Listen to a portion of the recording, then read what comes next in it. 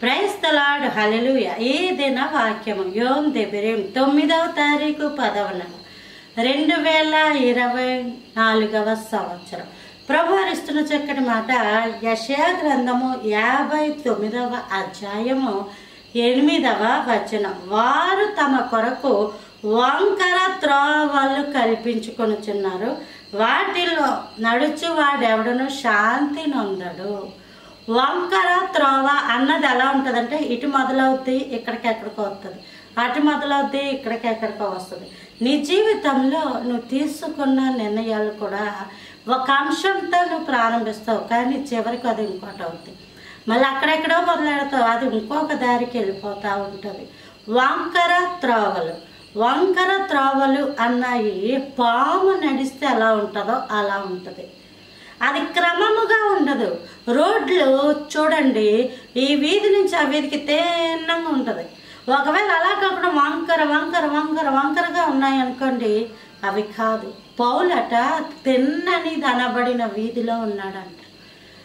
వీధులు, ఈ రోడ్లు పరలోకానికి మనకు ఉన్న ఆత్మీయ మార్గానికి గుర్తుగా ఉన్నాయి. దేవుడికి నీకు ఉన్న మార్గము తిన్నగా ఉండాలి. వంకర మార్గాలు అన్నవి నీవు కల్పించుకునే మార్గాలు, నీ సొంత ఆలోచనతో కల్పించుకునే మార్గాలు. ఈ చేతితో అన్యాయం చేస్తూనే ఆ చేతితో తీసుకొచ్చి కానుకలు ఇస్తూ ఉంటారు. ఎప్పుడైతే అన్యాయం చేస్తావో ఆ కానుక దేవుడు అంగీకరించడు.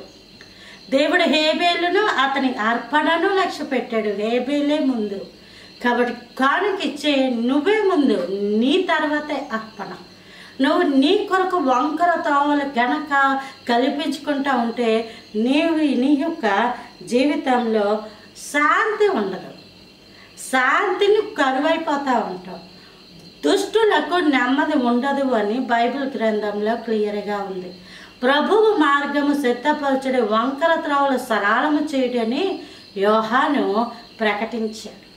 దేవుడు ఎప్పుడైతే నీలోనికి వస్తాడో, వంకర త్రోవ అది చేయకు, అలా మాట్లాడుకో, అది చూడకు, పలానా వినకు అని నీకు చెప్తా ఉన్నప్పుడు వినడము, చూడడం, మాట్లాడడం, చేయడం మానేస్తావు. దేవుడు నీ చేత చేయించగలుగుతాడు, ఎందుకంటే దేవుడికి సర్వాధికారం ఉంది.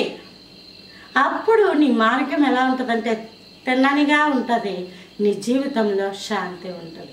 ఈ శాంతిని హిబ్రూలో షాలోమ్ అని అంటారు, గ్రీకులో ఎరెనెన్ అని అంటారు. Praise the lord.